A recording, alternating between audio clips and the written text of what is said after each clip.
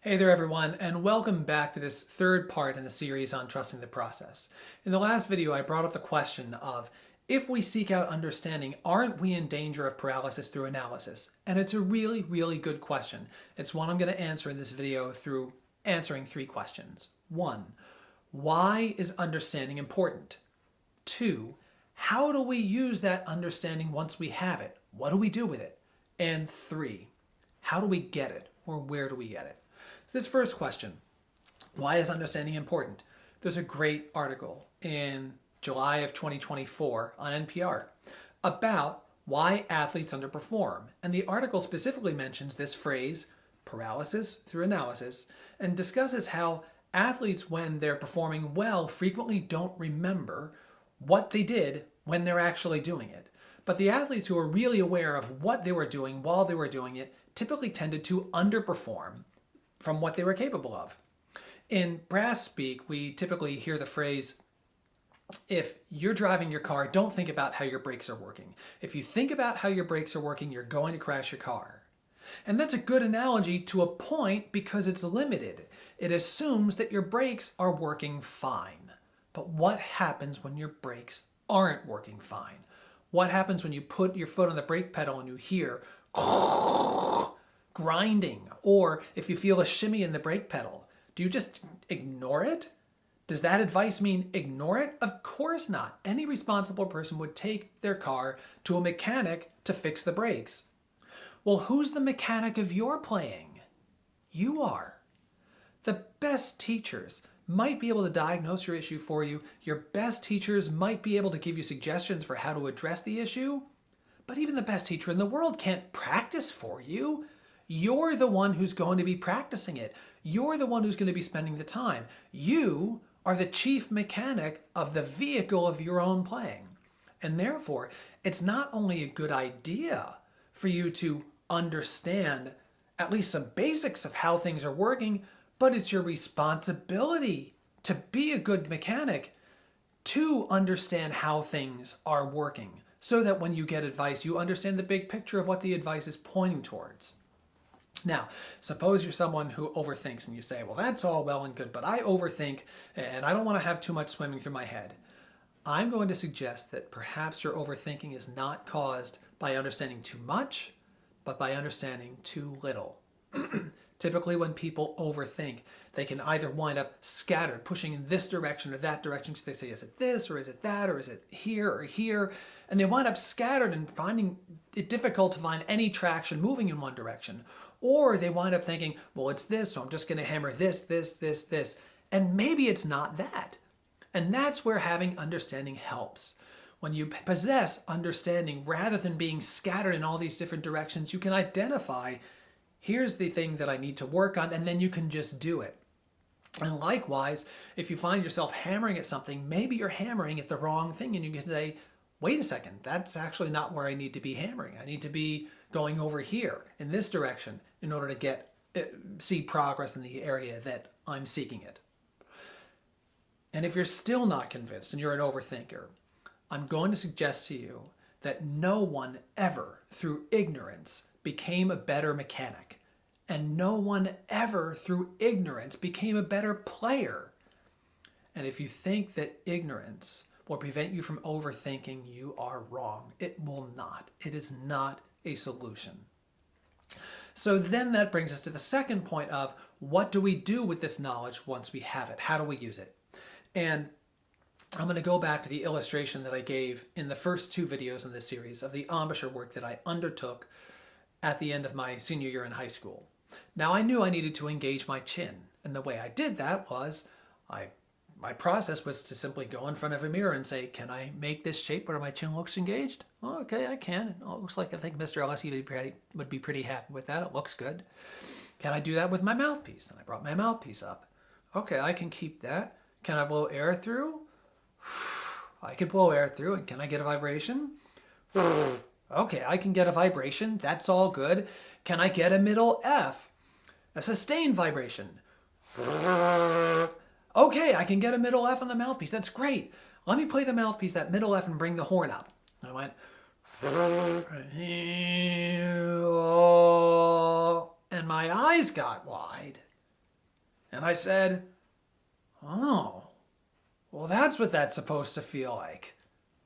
Because I had never experienced that before. I didn't know what that experience felt like. I'd never played with a flat chin before.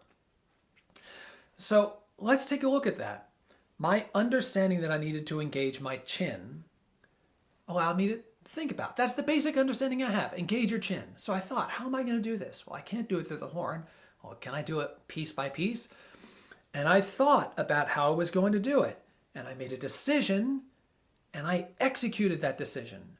When I was engaging my chin in the mirror, I wasn't thinking, oh, gee, am I using the right muscles? I basically looked at it and said, yeah, that looks about right. We use understanding. Understanding itself is passive. It doesn't do anything by itself, but understanding winds up being the fuel for us to think. We think about the understanding that we have, and we use those thoughts to make decisions. And once we've made decisions, then we do. And this happens all the time in life. Think about the things you understand about yourself that you never think about. Let's just say the foods that you like to eat or don't like to eat. You never think about the kinds of things that you like to eat or don't like to eat until it's time that you're out with a group of friends and they say, hey, let's go to a restaurant. They say, where do we want to go? And they say, let's go to this place. And you say, actually, I'm not wild about that kind of food. Could we try a different place? And then as a group, you decide on something different. You use the understanding about yourself to inform your decisions, and then you just do it. This is how we grow. This is how growth works. That understanding fuels our thinking to make decisions. And the thinking and the doing are completely different tasks. There's no better example of this than on my YouTube channel with the low register series I put up. That is full of doing. That doing is huge. If you watch one of those 22-minute videos, you might do these glissandi 130 times. There's tons of doing. But that process actually is the end result of my understanding how the low register works and how we make good sounds in the low register, to then think about how I can develop a process where people can just play. I thought about it, I decided what I was going to do, and those videos are the result of that decision. When you have understanding, you can do the same kinds of things yourself with whatever challenges you might be having. That example I gave of low register, you could do for any number of issues if you possess the understanding yourself. And that is how we use that understanding in that way. Understanding leads to thinking, which leads to decision making, which we then execute in the practice room. The last question, the last point, where do we get this? Or how do we get this? How do we do this? How do we get this understanding, and where do we get it from? How we do it, one, we need to seek it out. You need to look for understanding. Look to find out as much as you can. And we need to do so, two, with accepting that we might have an imperfect or an incomplete understanding, and that that's okay. That it doesn't need to be perfect. When we do things and we're trying things out, we're okay with imperfection if we have a gist of something. And if it's an imperfect understanding, it can get better. We can get more information, but it's at least something to go on. And lastly, we want to be willing to be wrong. You might accumulate enough information, enough understanding that you feel like you understand how things work, but then you hear some other advice, you see some other thing that doesn't fit within your paradigm. And that's okay. Be willing to be wrong and change what you think. Might it be an outlier for what you think? Of course it might be an outlier and your thoughts about something still jive. Or it might disprove or provide some information that makes you really think about that understanding and say, maybe I'm not quite right here. Be willing to be wrong. Where do we get it from? Obvious sources. There are some great videos online. Sarah Willis is playing in an MRI machine. She's the fourth horn player of the Berlin Philharmonic. It's an outstanding video that you can see what's going on inside her mouth as she plays upper register, low register, loud, soft, all sorts of things. It's just a resource, and it's really interesting.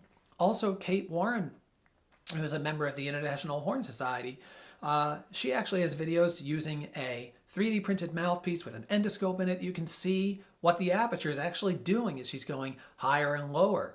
It's really fascinating. And it's knowable, and people are doing it.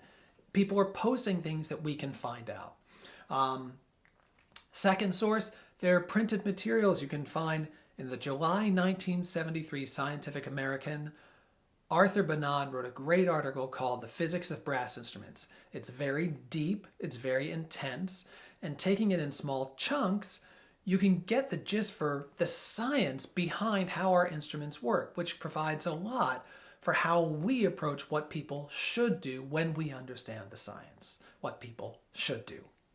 And last, there's also a source published by Springer called The Physics of Brass Instruments that, while the second half of it has a lot of mathematical equations that I don't feel equipped to understand, the first half of it has a lot of really useful information about the physics of playing that works along with the Bernard article.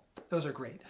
Lastly, resources such as your peers or colleagues and teachers. When you ask them questions, let's say, hey, what do you think about this thing? What do you think about this idea? That can be really, really useful. Once again, it's okay for it to be imperfect, and it doesn't have to go very deep. There are different layers of understanding, and all of them can work to a varying degree. But seek it out. I hope you find this video series helpful. I hope it helps you go forward with your own issues. Thank you for joining me. If you like it, give it a thumbs up, give it a like. I appreciate that. Also, write a comment. And if you have any questions, feel free to message me or message me in a comment. I'll do the best I can to get back to you. Thanks so much for joining me. I look forward to seeing you at the next series.